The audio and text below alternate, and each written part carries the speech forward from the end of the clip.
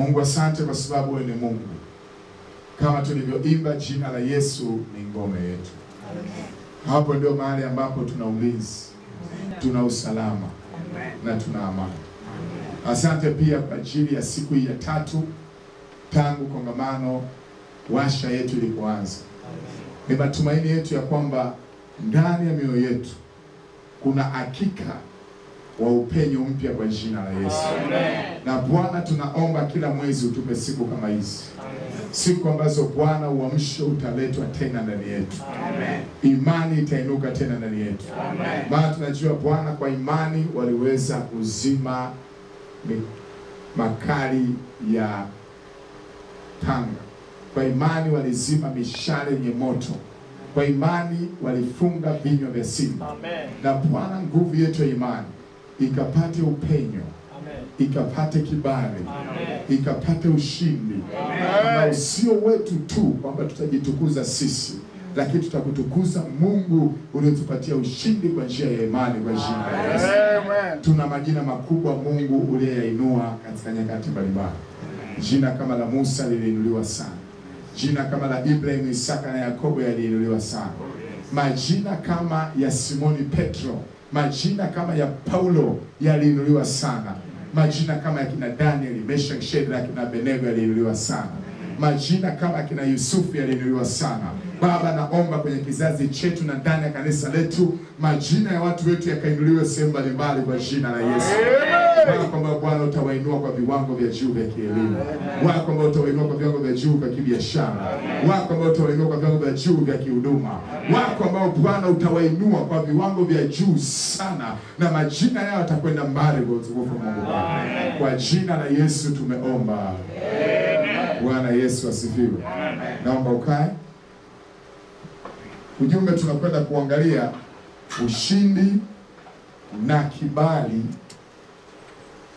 katika kituo cha mwisho. Ushindi na kibali katika kituo cha mwisho. Tunasoma katika Ayubu sura 23 mstari wa 1 hadi wa 10. Mstari wa 1 hadi wa 10.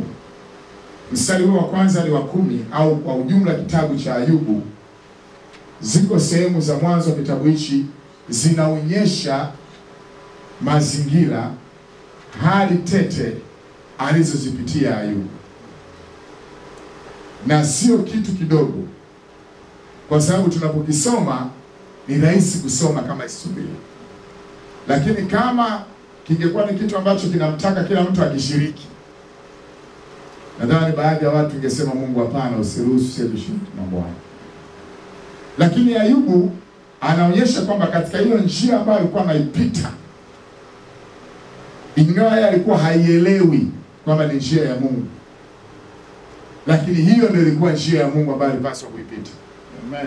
Yaani katika yale yote aliyokuwa anayapitia, hapakuwa na kitu kinachoitwa bahati mbaya, kwamba imetokea by accident. Yaani vitu vimeratibiwa kwamba shetani atampiga hapa, atafanya hichi, atafanya kile, lakini mwisho wa siku Ayubu atatoka akiwa na ushindi. Amen.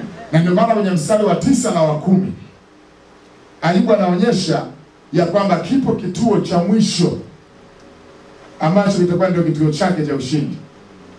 Katika mstari wa 9 anasema, na mkono wa kushoto afanyapo kazi lakini siwezi kumuona, hujificha upande wa kuume hata nisimuone. Lakini angalia anapomalizia mstari wa 10. Lakini yeye aijua njia niiendeayo. Anakijua kituo nitakachofika, ambacho kwa kituo hicho nitakapofikia ndipo nitakapotokea. Sema amina. Amen. Sema amina. Amen. Ile njia ninayoipita anaijua. Kwamba kwa mara ya kwanza walichukuliwa kondoo, wakachukuliwa ngamia, wakachukuliwa punda, wakauawa watoto wangu. Hizo njia ninazopita anazijua.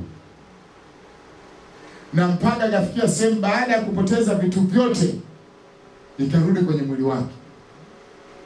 Ngozi kwa ngozi, mfupa kwa mfupa. Hawezi kulala, Anasema usiku kucha alikuwa anachukua kigae anajikuna maupele yaliyojaa kwenye mwili wake.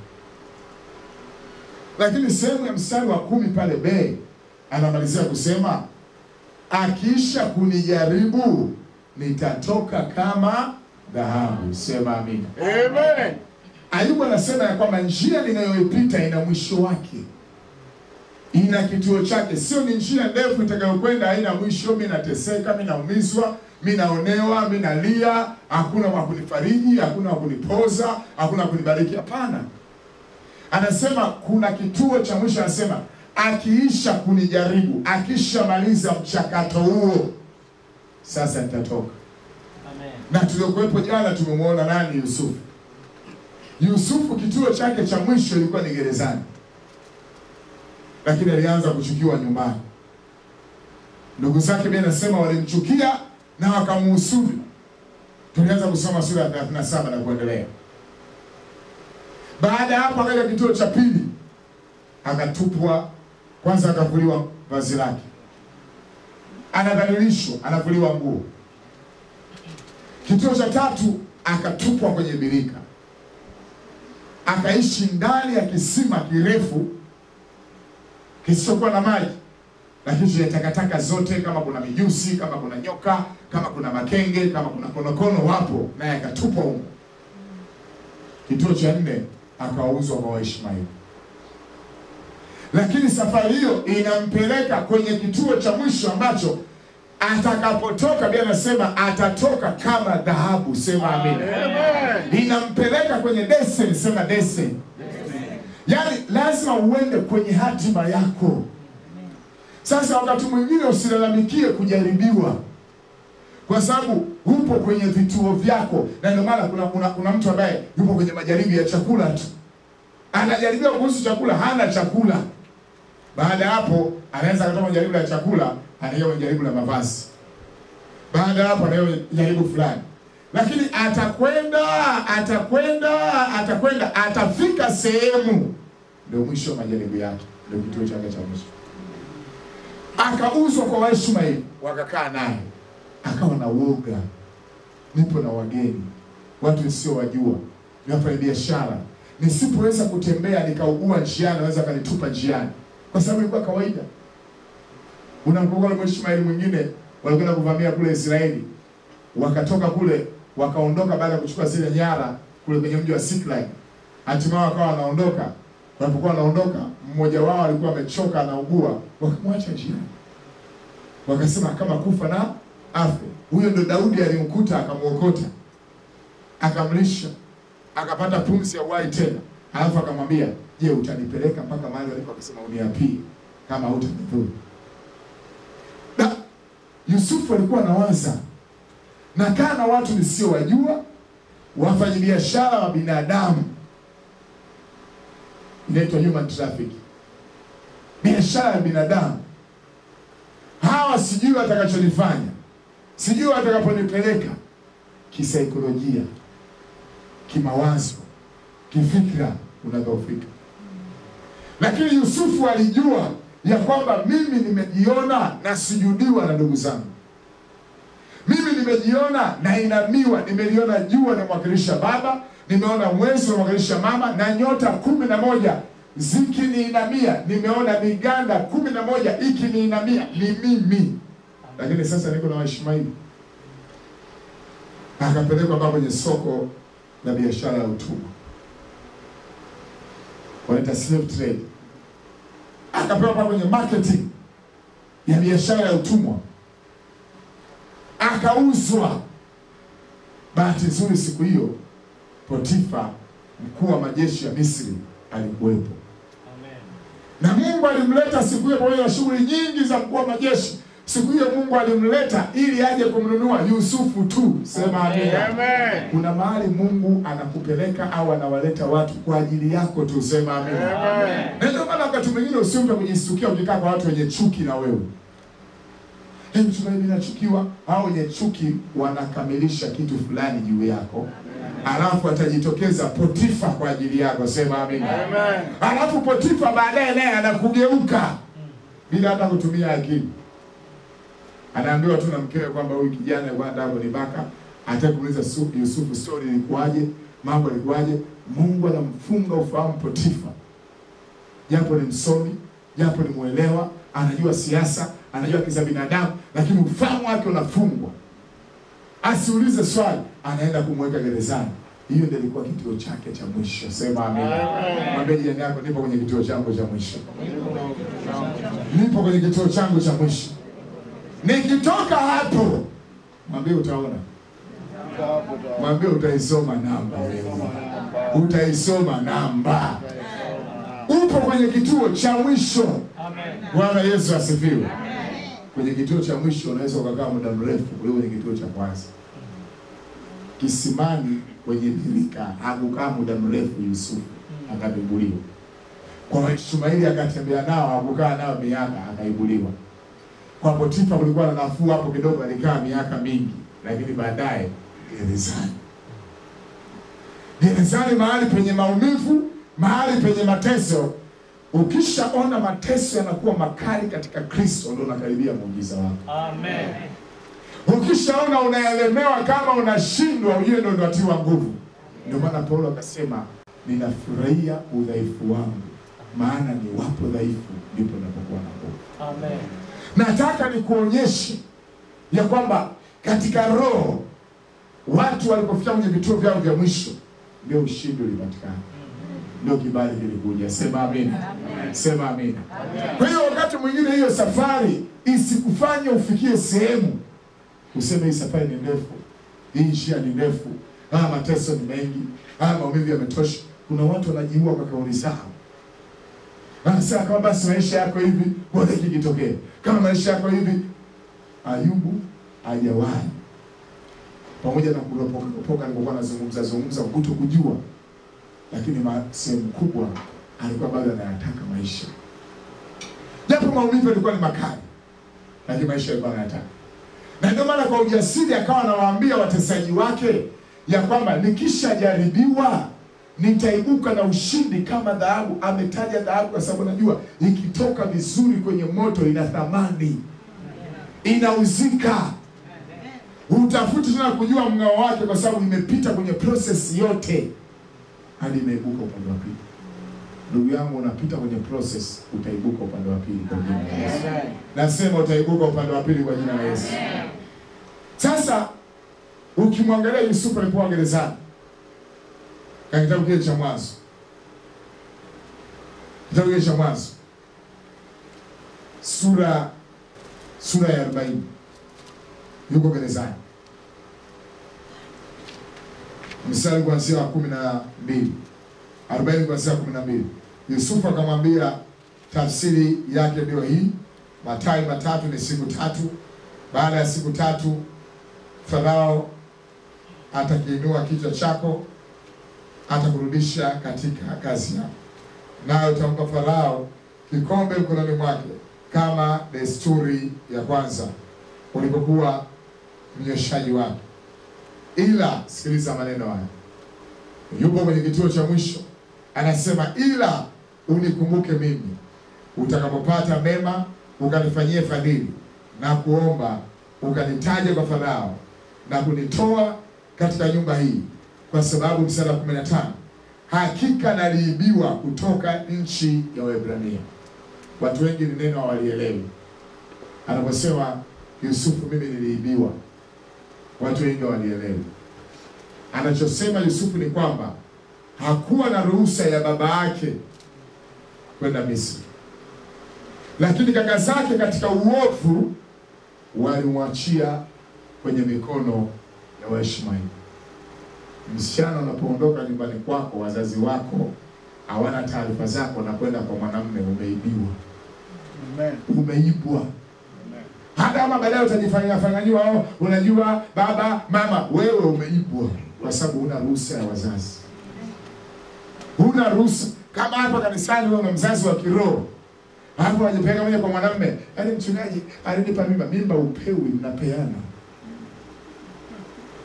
Unaelewa? Wewe umeibwa.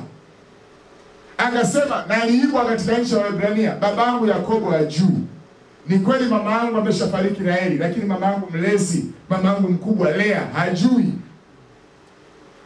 Anasema mpaka huu mchakato nimefika hapa, naliibiwa katika nchi ya Waebrania.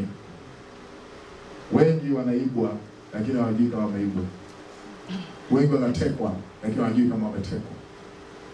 Wengi wanachukuliwa lakini hawajui kama wamechukuliwa. Yusufu alijua, siko hapa kwa kibali cha wazazi.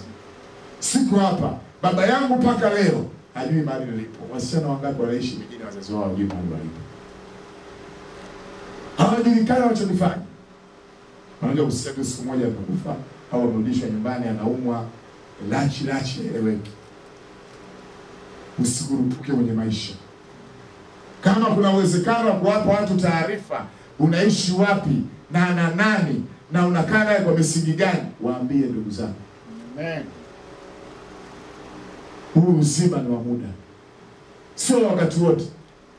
Na kuna watu, yaani unakuta msichana anajiaminisha tu, anahamia kwa mvulana.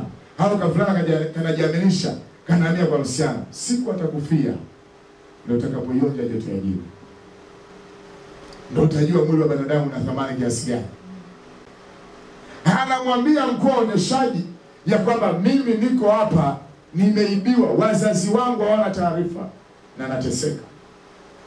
Kwa hiyo utakapoenda kwa Farao, nenda ukanitaje, wala hapa sikutenda neno lolote hata wanitie gerezani, sikusikilizwa. Mwambie jirani yako, wakati mwingine usikilizwe ili Mungu afanye kazi. Wakati mwingine usikilizwe ili Mungu afanye kazi. Msio huyu mwanamume huwa anisikilizi, Mungu anataka kufanya kazi. Huyu mwanamke huwa anisikilizi, Mungu anataka kufanya kazi, abaki awe Mungu. Amen. Yusufu anasema nilikuwa na haki ya kusikilizwa na Potifa. Anisikilize kwamba je, nilimtenza nguvu mkewe au uongo. Nieleze mazingira ya ushahidi na atanielewa. Lakini anasema hapa nimetiwa gerezani, sikusikilizwa. Lakini wakati yupo kwenye sononeko hilo, ndio yupo kwenye kituo cha mwisho. Sema amina. Sema amina. Wewe ambaye sononeko lilonalo kama limejaa kwenye moyo, nataka nikwambie jioni ya leo upo kwenye kituo cha mwisho kwa jina la Yesu. Unasema mchungaji, hapana. Yaani paka nafikia sema unakuwa kama kichaa barabarani. Hapana nini? Hapana kitu gani? Ni kwa sababu sononeko ni kubwa. Sikitiko ni kubwa. Huzuni ni kubwa. Yaani unajisikia mzigo huu huwezi kuutua na huwezi kuubeba, lakini umebebeshwa na unao. Unajua kuna maisha unafikia sehemu watu wanatamani hata kufa, lakini wewe hautakufa kwa jina la Yesu. Amen. Hautakufa mpaka uone kibali cha Bwana. Amen. Hautakufa mpaka uone utukufu wa Bwana. Sema amen. Amen. Mimi nasema itafika wakati watu watakuwa wanakimbilia kutoa roho zao kwa sababu ya kuchoshwa kwa maisha. Hata kuna wakati Biblia inasema katika Injili ya Mathayo 26, maandiko yanasema Yesu alihuzunika akasema nina huzuni nyingi kiasi cha kufa. Lakini baadaye akaenda kuomba tena. Wakati wa huzuni ni wakati wa maombi. Amen. Wakati wa huzuni sio wakati wa kwanza kuangalia ngozi yako, yani mimi sikuwa hivi, yani tazama ninavyogonda. Hapo utajiliza zaidi. Unaanza kujaribu nguo zako, yani zinanipai, hebu niangalie. Hapo utakufa. Wakati wa huzuni ni wakati wa maombi. Wakati wa kuonewa ni wakati wa maombi. Wakati wa kudhulumiwa ni wakati wa maombi. Na Yusufu hakuzungumza adui yake ni nani. Kuna watu unajua, yani mchungaji, mimi nisingefikia hapa kama sio mama. Mimi nisingefikia hapa kama sio shangazi. Mimi nisingefikia hapa kama sio mjomba. Mimi nisingefikia hapa kama sio dada. Achana na hicho, maisha ni ya kwako sasa. Yani mtumishi, mimi nilipokuwa mzuri, nilipokuwa natakwa na wanaume wengi, yani wanaume wote nikawakataa. Nilipomkubali huyu, kumbe hakuwa ulikuwa huna jicho la rohoni kujua mume ni upi. Sasa wewe usiwalaumu kwa sababu ulipigwa chaka na macho ukaingia chaka. Sasa usianze kulaumu. Ni kusimama mbele za Bwana. Ukipoteza muda, Yusufu akumwambia yule mkuu wa uonyeshaji, unajua aliniweka hapa ni Potifa, mke wake alinisingizia. Kusema wala kusema waliomuuza Misri ni ndugu zake, akusema, isipokuwa amesema katika nyumba ya Waebrania na aliibiwa. Nani kamuiba? Hakusema. Amen. Sasa pengine angesema, angeambiwa kumbe unaona Waishmaeli ni watu wabaya na sisi ni Waishmaeli tunakushughulikia. Wakati ule unaongea na watu wajui. Moja ndio maana unapokuwa kwenye safari, unapokuwa kwenye kadamnasi ya watu wawili watatu usio wajua, usijifanganywe, tulia. Usitetetete watu. Tunaongea kilugha chako sababu wajua hawa sio kabila langu, basi wenyewe kabila lenu. Mnaanza kusema mwangalie anakula mahindi amemganda mpaka huko. Kumbe anajua Kinyakyusa. Alafu mmezungumza yote mmemaliza. Baadaye anawasalimiani Mungu nile. Litawashuka. Mmemaliza kieo chema anasema kamwene. Dauli. Mnaanza kushuka macho. Watu usiowajua usijiaminishe kwao.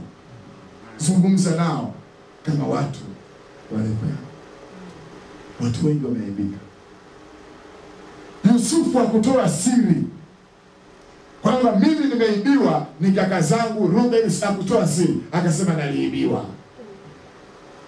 Epuka sana kupoteza muda kuwalaumu watu. Ni kweli wameharibu maisha yako, ni kweli wamechangia udhaifu wako, lakini don't waste your time. Usipoteze muda na wao. Tazama hali ya sasa na Mungu anataka nini. Amen. Yusufu alipoona kituo chake cha mwisho, maumivu yalikuwa ni makali. Lakini Mungu alikuwa anajua ya kwamba nikimchomoa hapa Yusufu mpaka kwa Farao. Sema amina. Amen. Mwambie mtu fulani, nikichomoka hapa unaponiona. Chomoka hapo unaponiona. Unapakunishikia. Na hiyo nguvu ya kukuchomoa ipo. Sema amina. Amen. Nasema ipo. Amen. Kwa sababu sio yako. Wewe baki kwenye maombi. Baki kwenye dua, baki kwenye sala, baki kwenye mifungo, baki kwenye mikesha. Hii nafasi ya kuchomoka mwachie Yehova. Sema amen. Unajua kuna watu wanataka kujichomoa wenyewe. Utachomolewa na Yehova. Alafu njia anakuchomoa nayo sio unayojua. Unajua Yusufu alipotoka yule mkuu wa wanyoshaji, wiki ya kwanza alikuwa na matumaini kwamba atanitaja kwa Farao.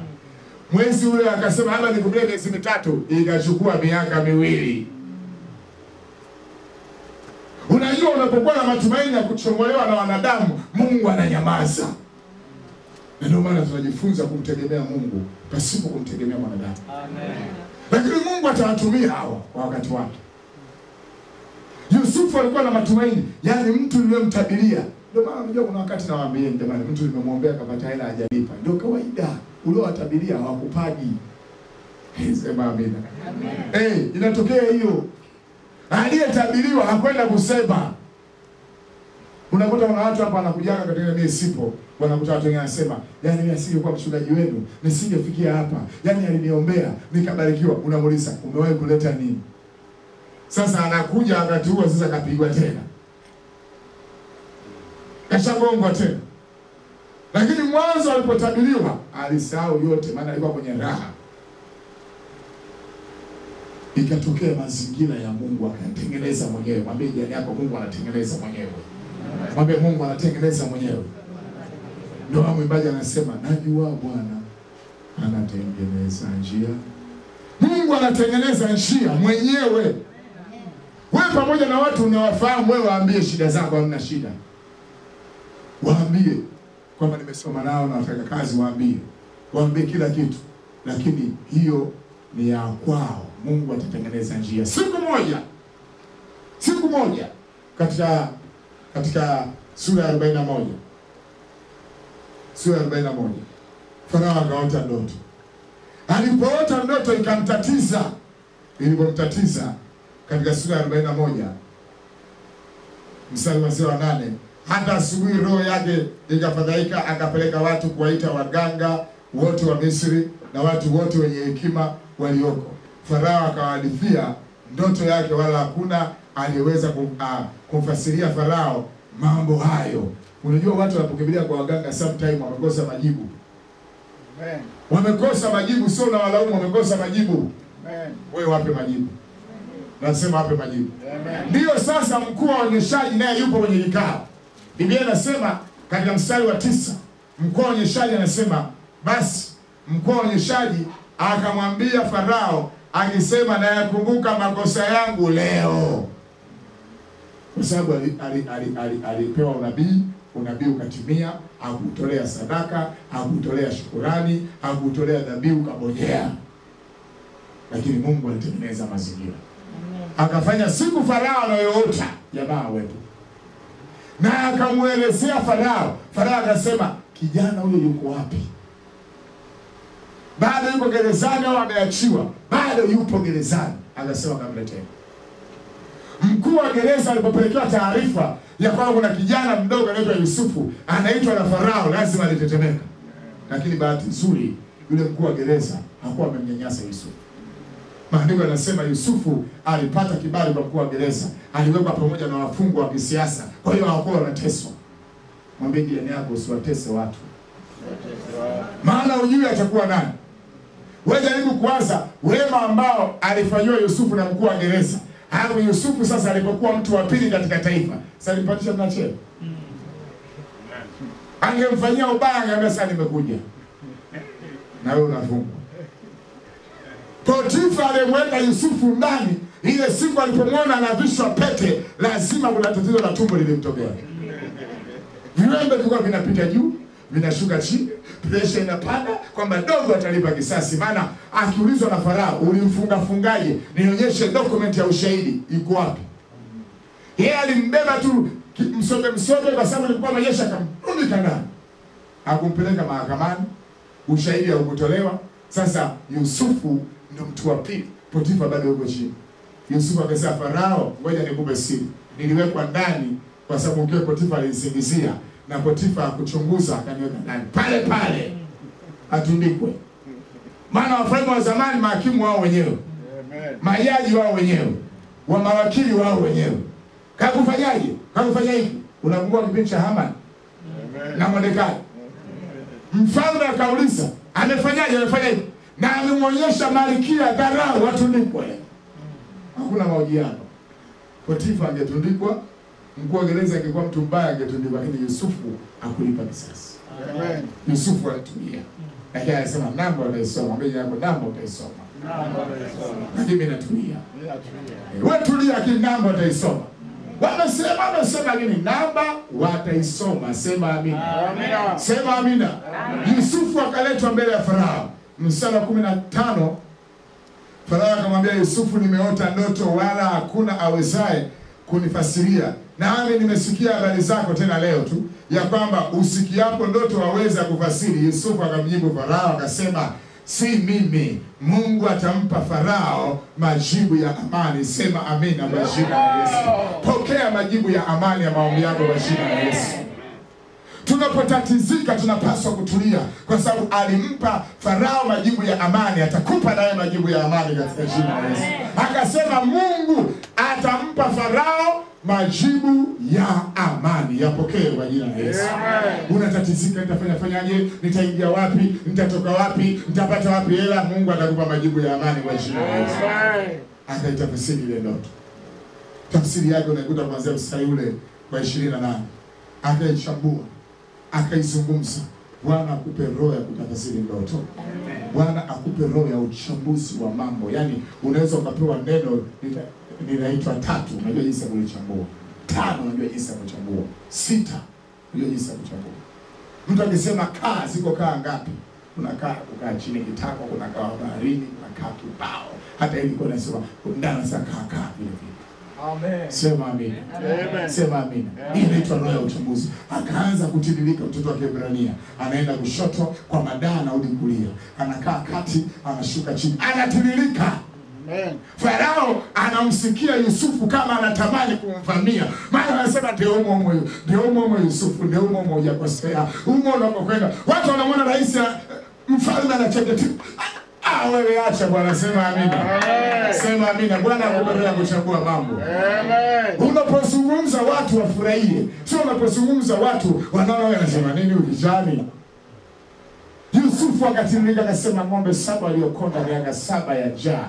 Mabua 7 yaliyokonda miaka 7 ya njaa. Ng'ombe 7 yalionawili miaka 7 ya chakula. Mabua 7 yalionawili miaka 7 ya chakula. Wale ng'ombe waliokonda wakawala wale waliokuwa wamenenepa, kwa sababu njaa inayokuja itakuwa mbaya kana kwamba hakujawahi kutokea na neema. Yusufu akasema tawile.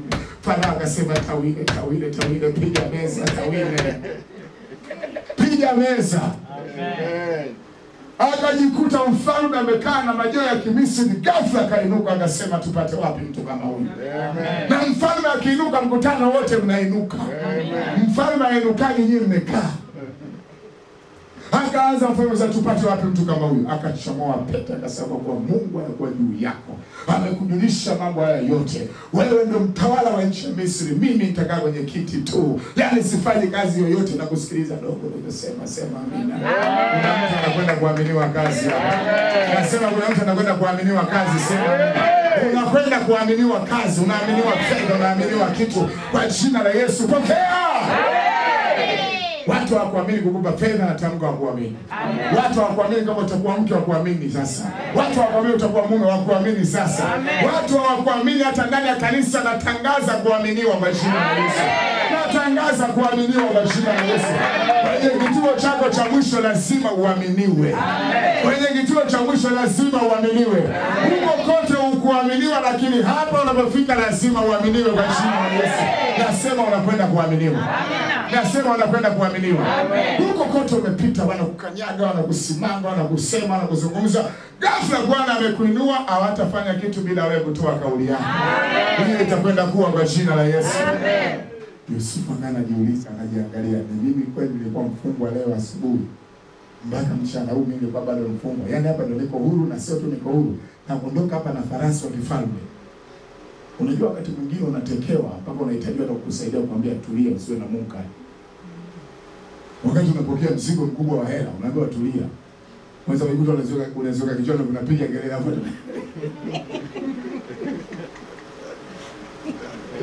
Mzigo mzito. Unajikuta unachanganyikiwa. Wewe fikiria, nimetoka gerezani, nimenyolewa ndevu leo, nimevishwa leo, na sasa naondoka hapa, mimi ndio mtu wa pili kwenye nchi hii jamani. Anaanza kukumbuka zile ndoto, anasema lazima alikuwa anaabudu, analia, anaabudu, analia, anakumbuka zile ndoto, anasema Ruben uko wapi? Unakuja. Ruben uko wapi? Yuda uko wapi? Nisikilize. Bwana akubariki atakapokubariki. Ndugu zako usiwachukie, sema amen. Hata kama ni wachawi utaendelea kuwasaidia. Upendo huo utawaokoa. Amen. Walipokuja ndugu zake hawakumbuki zile ndoto. Hawakumbuki kama tulimuuza ndugu yetu Misri. Hawakumbuki chochote. Mara nyingi wanayekutesa hawakumbuka tukufanyia. Lakini wewe unakumbuka. Yusufu alikuwa mdogo akasema kaka Ruben huyo hapa. Jamani kaka Yuda. Jamani Lawi. Mwingine Naftali bado akanasisitiza kwamba mimi lazima niuawe. Jamani, Gadi huko. Lakini anasema Yusufu alijizuia. Akauliza umetoka wapi, akawapeleleza, akawagundua hawa ndio wenyewe, akamwambia hivi, waekeni na fedha kwenye magunia yao. Walipofika Kanaani kwa baba yao, kufungua kuna hela.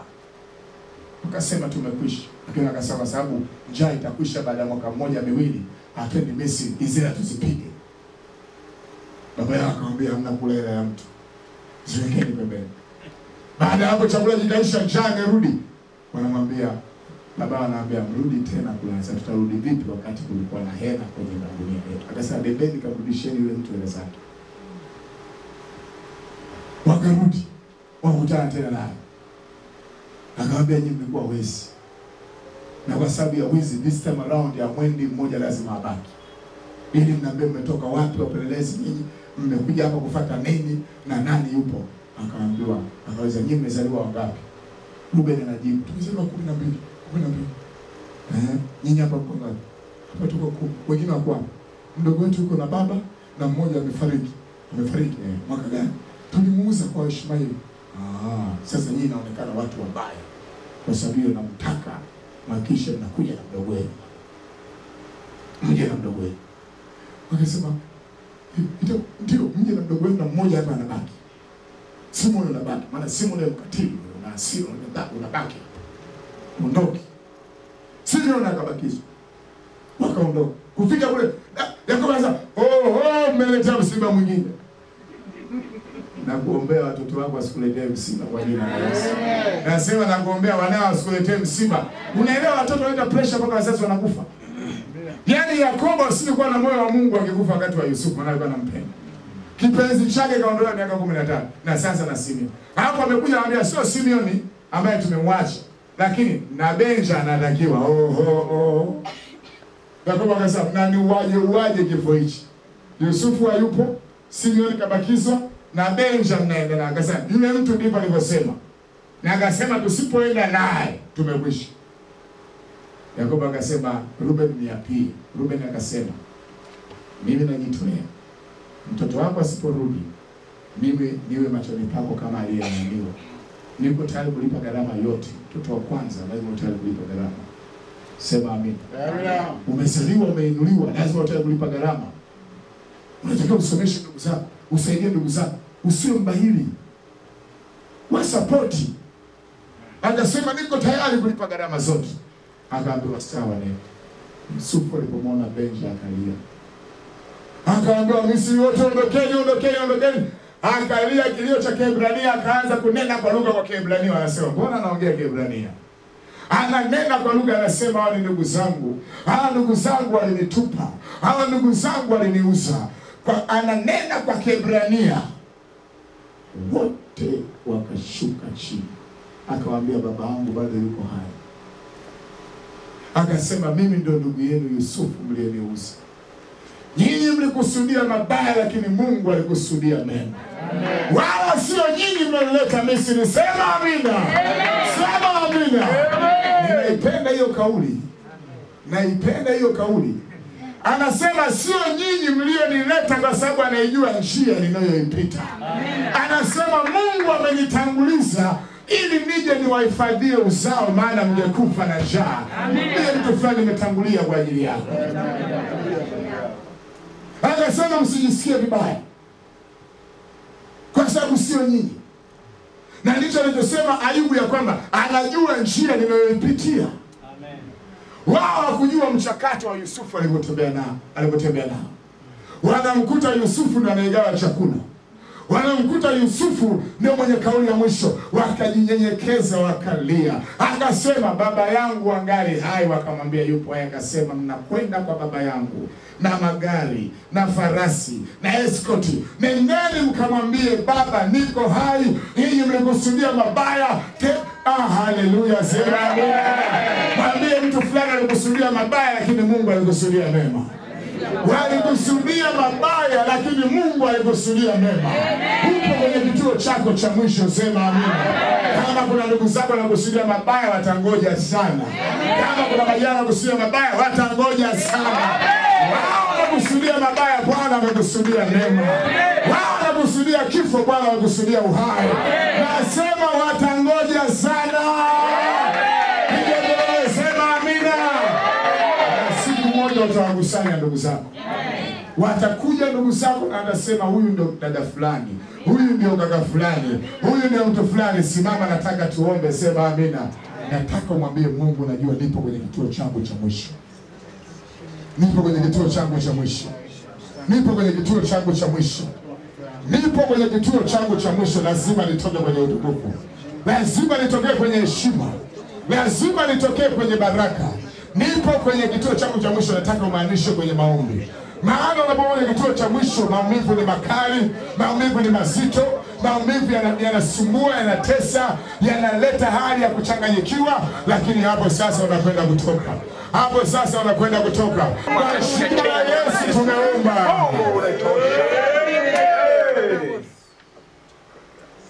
Hautakufa mpaka yatimie.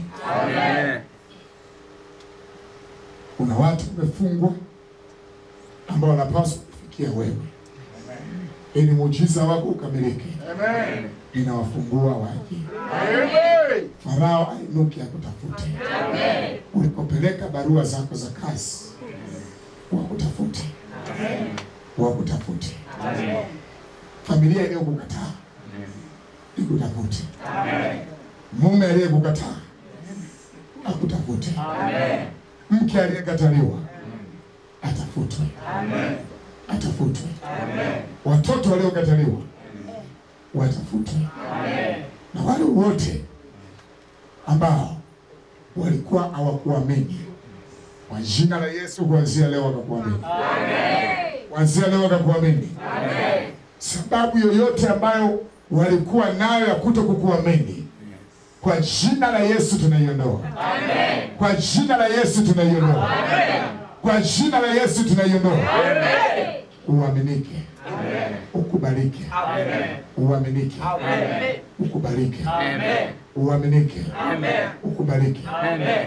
Roho aliyokuwa anaitumia kudharau imesetwa chini ya miguu yako. Amen. Imekandamizwa chini ya miguu yako. Amen. Imeanguka chini ya miguu yako. Amen.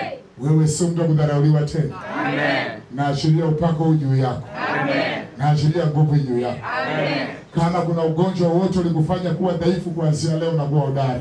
Amen. Wewe utakuwa na nguvu zaidi ya huo ugonjwa. Amen. Huo ugonjwa unakuachia na utajua saa ngapi umekuachia. Amen. Hayo magonjwa yanakuachia na utajua saa ngapi umekuachia. Amen. Kama ni ya ngozi yanakuachia. Amen. Kama ni ya tumbo yanakuachia. Amen. Kama ni ya kifua yanakuachia. Amen. Kama ni magonjwa yatokana na mashetani, mapepo, majini, saizi yanakwenda mbali na wewe. Amen. Yanakwenda mbali na wewe. Amen. Na yanakwenda kufanya vurugu kwa likotokea.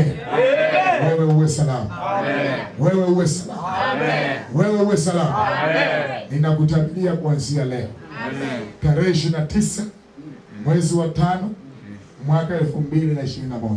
Amen. Uwe mtu mwingine. Amen. Mtu aliyepokea neema kubwa. Amen. Mtu aliyepokea kibali kikubwa. Amen. Mtu aliyeachiliwa kutoka kwenye magereza.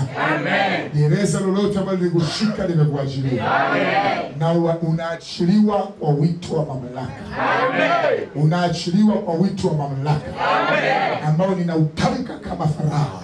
Amen. Unaitwa kwa jina la Yesu. Amen. Unaitwa kwa jina la Yesu. Amen. Unaitwa kwa jina la Yesu. Amen. Na hakuna wa kukuzuia pale gereza. Amen. Unakwenda kung'aa zaidi. Amen. Kupendeza zaidi. Amen. Kuwa mzuri zaidi. Amen. Ninaiombea sura yako. Amen. Ninauombea mwili wako. Amen. Ya kwamba uwe mzuri. Amen. Maana Yusufu alipotoka gerezani alinyolewa nywele. Amen. Akakatwa na ndevu. Amen. Ili apendeze. Amen. Kwa jina la Yesu pokea roho ya kupendeza. Amen. Pokea sura ya kupendeza. Amen. Pokea mwili wa kupendeza. Bwana autengeneze mwili wako na uvutie. Amen. Na kama kuna sehemu yote ya maumbile ili kunyima kibali irekebishwe katika jina la Yesu. Amen. Aliyemfanya Yusufu kupendeza akupendezeshe. Amen. Aliyemfanya Daniel kupendeza akupendezeshe. Amen. Aliyemfanya Esther kupendeza akupendezeshe. Amen. Aliyemfanya Deborah kupendeza akupendezeshe. Amen. Hii neema kubwa iwe juu ya kila mmoja kwa jina la Yesu. Amen. Kuanzia leo Bwana ajidhihirishe juu ya maisha. Amen. Adui zako waone Mungu yupo na wewe. Amen. Na wakili ya kwamba Mungu yupo na wewe. Amen. Ubarikiwe kifedha. Amen. Ubarikiwe kikazi. Amen. Ubarikiwe kielimu. Amen. Ubarikiwe katika ndoa. Amen. Ubarikiwe katika biashara. Amen. Ubarikiwe katika mipango. Amen. Ubarikiwe katika ujenzi. Amen. Ubarikiwe katika ununuzi. Amen. Ubarikiwe unapoingia. Amen. Ubarikiwe unapotoka. Amen. Ubarikiwe asubuhi. Amen. Ubarikiwe mchana. Amen. Ubarikiwe jioni. Amen. Ubarikiwe usiku. Amen. Ubarikiwe alfajiri. Na neema iwe juu yako kwa jina la Yesu. Bwana nakubariki kwa sababu najua umenisikia. Kwa jina la Yesu nimeomba.